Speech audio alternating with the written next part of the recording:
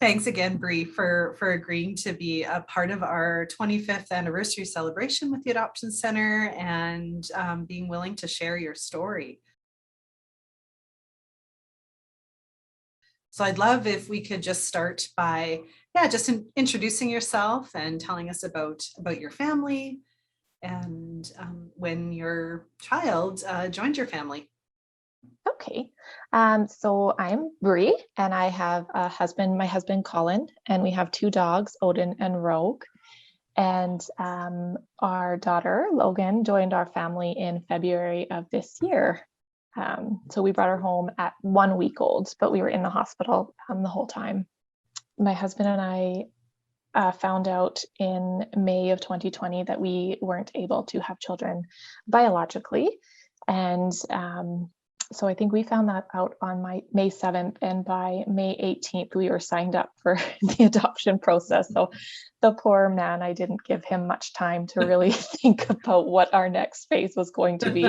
He just jumped on it right away. Oh, wow. So we started the process, and we had our consultation with KCR, and right then and there we said these are the people that we want to be trusting our future child with. And so we started all the paperwork that came along with the massive binder. That was very overwhelming. So we had that done in about a week, and started a home study right away. And I think, well, you probably know, Lynette, I was probably just like super annoying because I already had my profile book done like way before we were even done our home study, and I was just gung-ho and ready to go. So yeah, we went through the home study, and it was me reading to my husband before bed on camping trips while we were driving places. My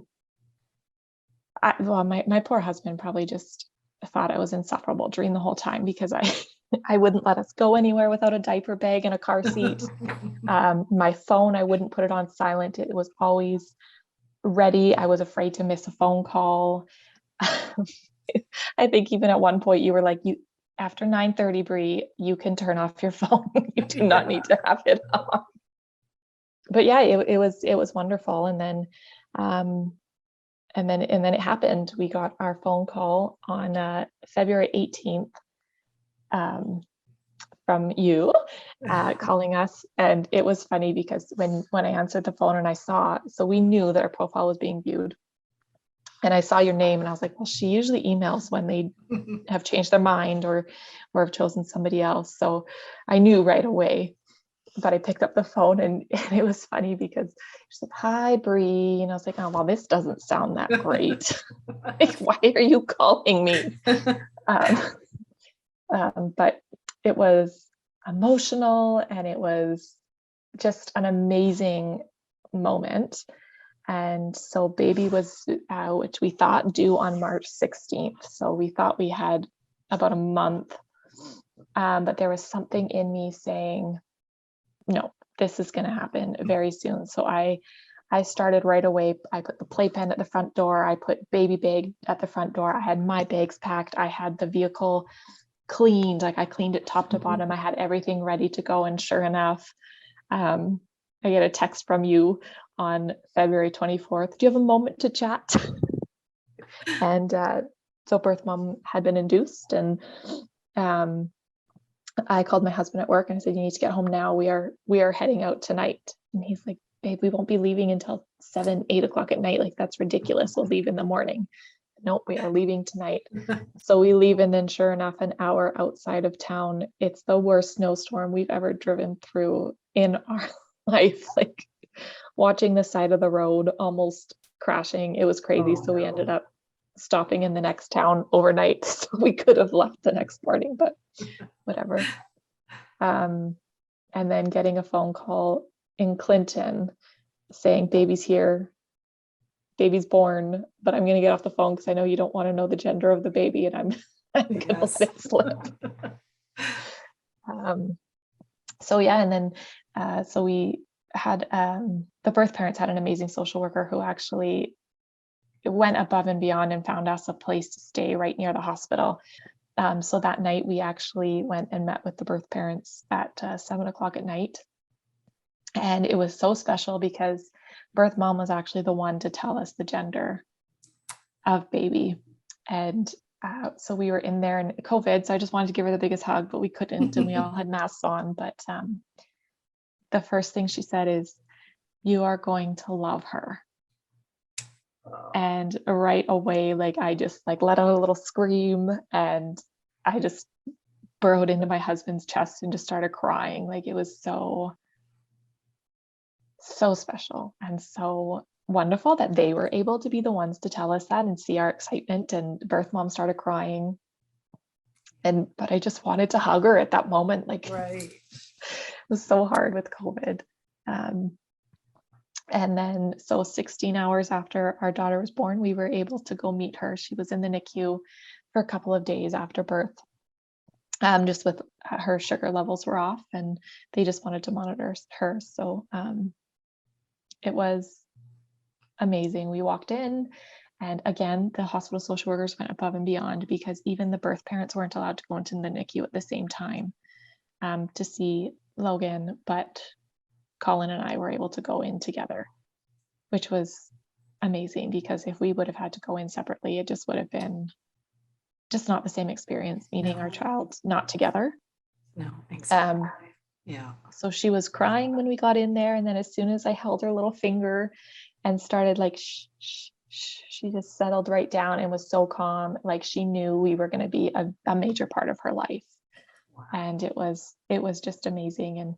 And but we didn't get to hold her because birth dad hadn't held her yet, and that was so hard. I just wanted to pick her up and snuggle her. Like I fell in love with her right away, and cried when they told us we had to leave. That was tough. It was tough, but what was wonderful is, so we made a schedule that we would go twice a day to visit.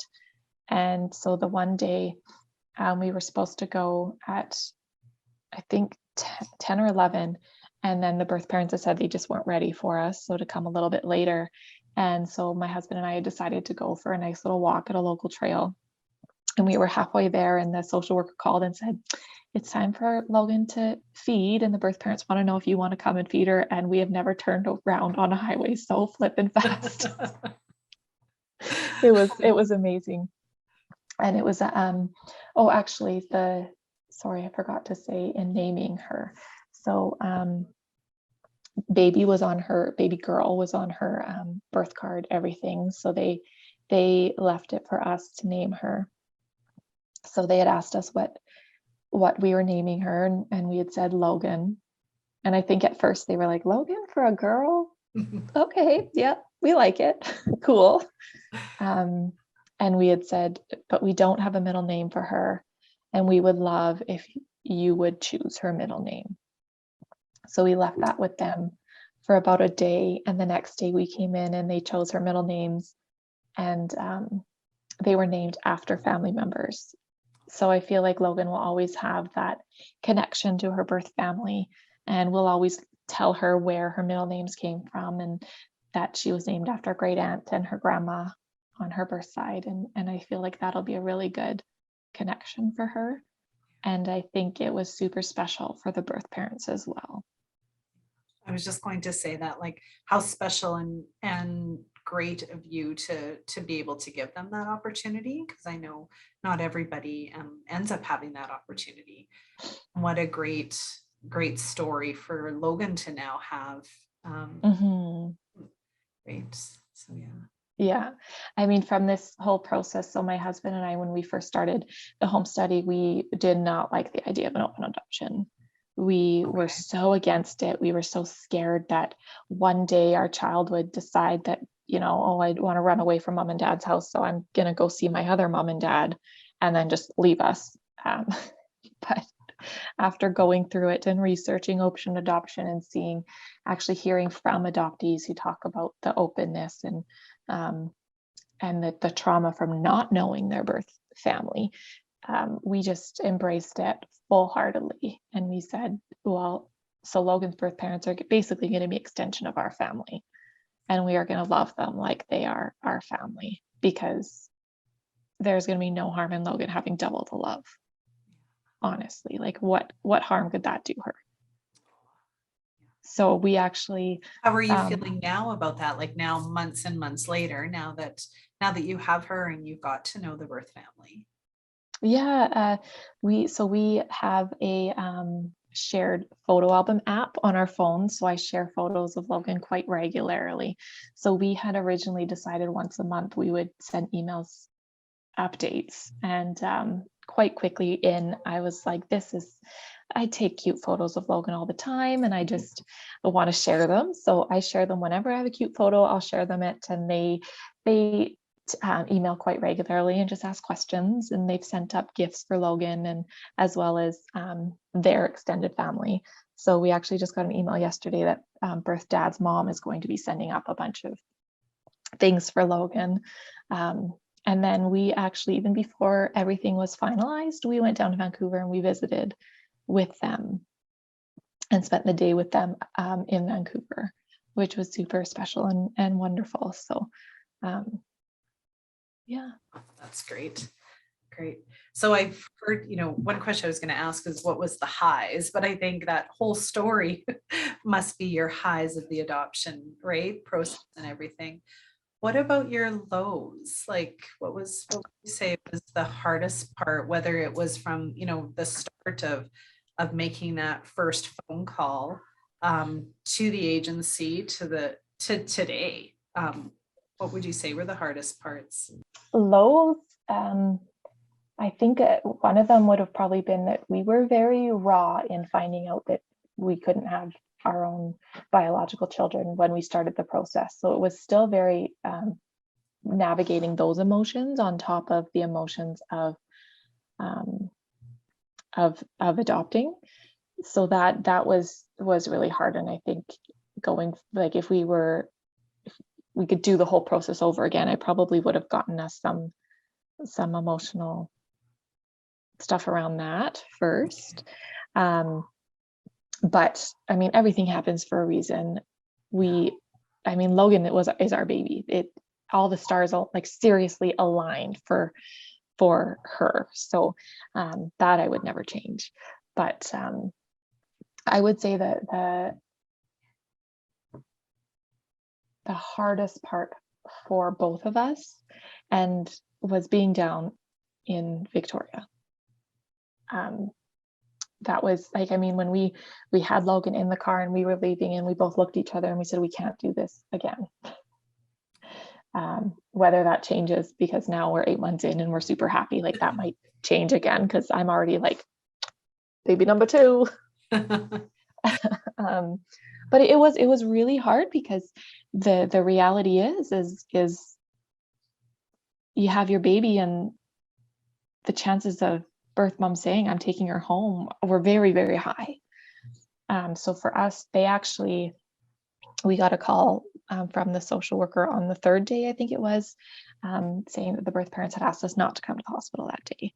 And it was extremely hard. We had already fallen in love with Logan. We had named her, we told our family, and I was like, this is it. She's changing her mind. She's keeping Logan. And I would not blame her for 1 second. She's beautiful. She's perfect. I would not blame her at all. But it was hard, and it was a lot of tears, a lot of crying, stressing. It was very hard. But then 9:30 that night, we got a text message saying, birth parents just want to let you know that Logan's doing fine. She's passed all of her tests. They know it's been hard for you, but take a deep breath. They'll see you tomorrow, which was amazing. It was just a deep breath and a sigh of relief at that point. But that was probably our hardest moment through this whole process. Mm-hmm. Yeah. And then going home with her here in BC, we have that 30-day revocation period. So how was that 30 days for you? I found that I was stressing a little bit. I think I even messaged you and I was like, when is our exact moment that I can take a deep breath? But after spending 5 days in the hospital, I think it was 5 or 6 days in the hospital, and getting to know the birth parents and And the way that they were towards us, I don't think we had any concerns. We knew that they were doing this for her out of love, and we just didn't get any vibes from them that they were going to change their mind once they left the hospital. So it wasn't too bad. I mean, I did have my moments of being like, it is the middle of winter and we're gonna have to drive back down to Victoria. Like, this is just awful. But I mean, honestly, like we walked into the hospital one day and they were teaching birth parents how to swaddle Logan. And so the nurse had said, can you just wait outside for a moment until we're done this lesson? And birth mom looked at the nurse and said, no, those are Logan's parents. They are welcome to come in. So it just, from the very beginning, they were very always acknowledging that we were her parents, and we were going to be taking her home, and she was going to be living with us. Like, it was not ever a question. So must have really, really helped, right? And just, yeah, that language must have been huge for you to hear that from them. Yeah, it really was. And I just felt like they just embraced us as well from the very beginning. Like they were seriously like texting. We heard there's a snowstorm, like are they okay? And then so the social worker would be like, birth parents just want to know you're okay. Yeah. So yeah, absolutely. Yeah. Great.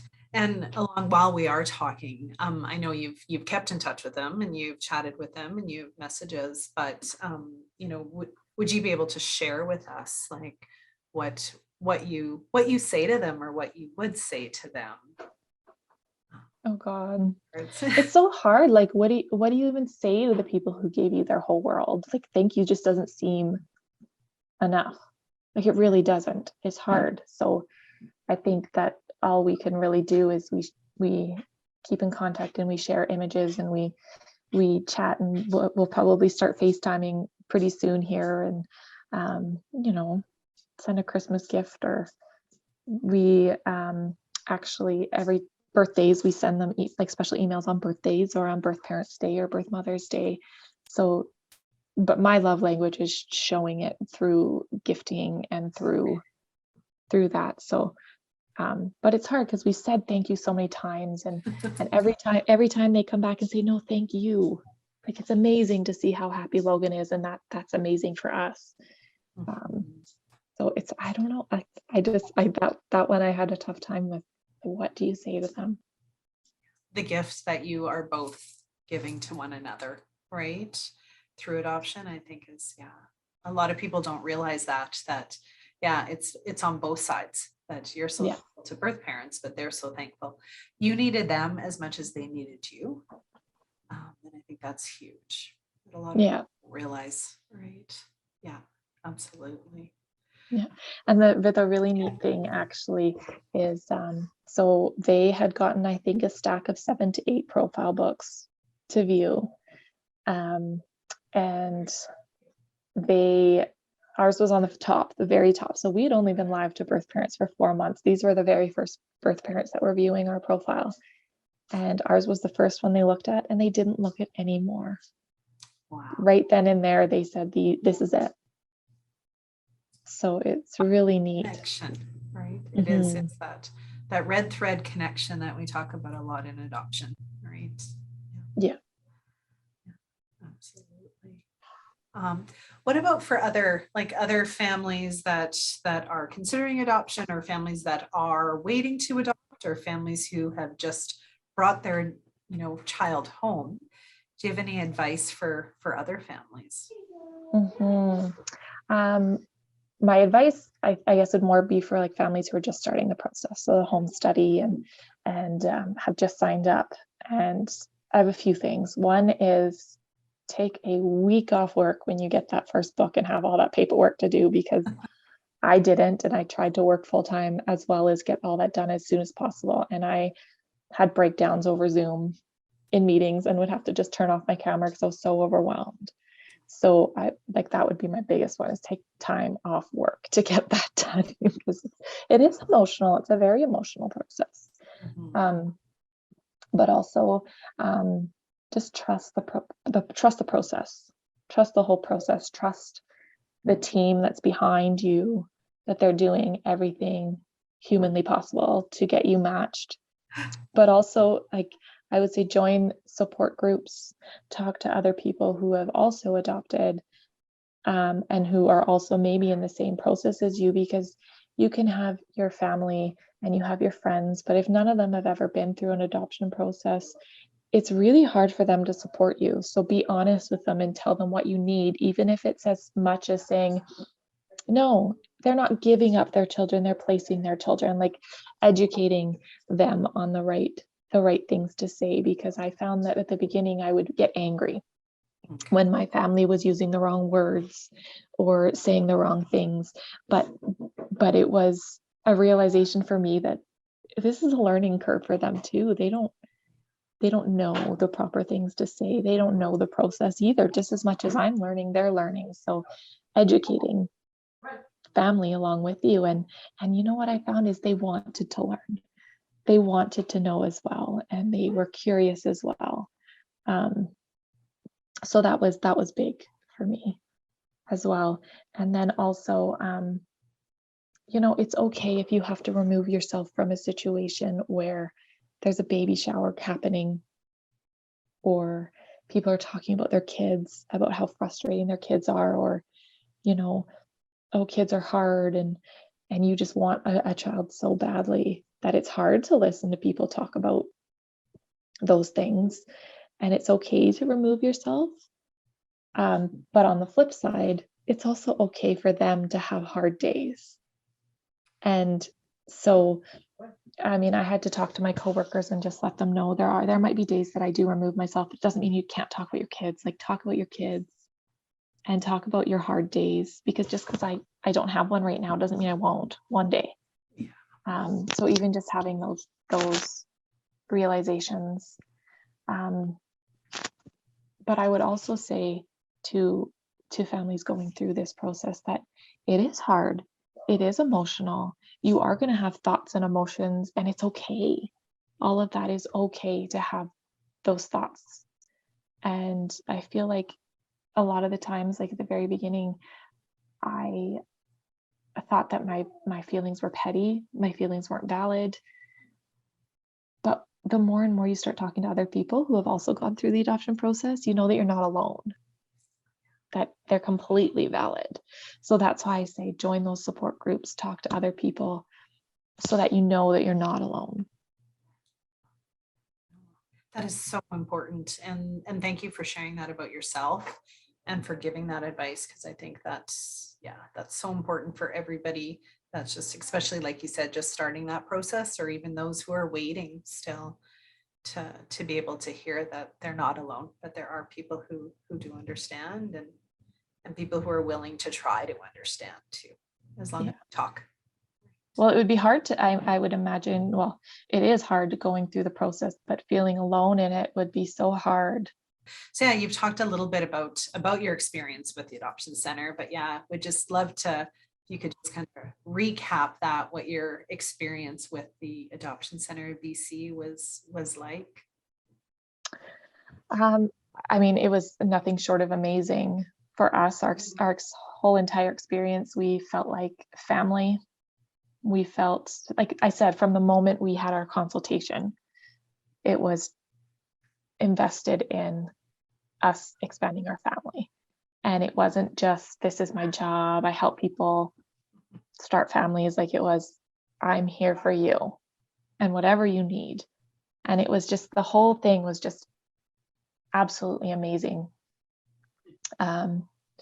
Never felt like a burden asking questions with you or Vicky, and even to this day sending pictures of Logan. Like, even Vicky's, I think shortly after, and I sent an email to Vicky, she's like, there's a problem with this email, there is no picture attached. I want to see that baby. Absolutely. So it's just absolutely amazing. Yeah.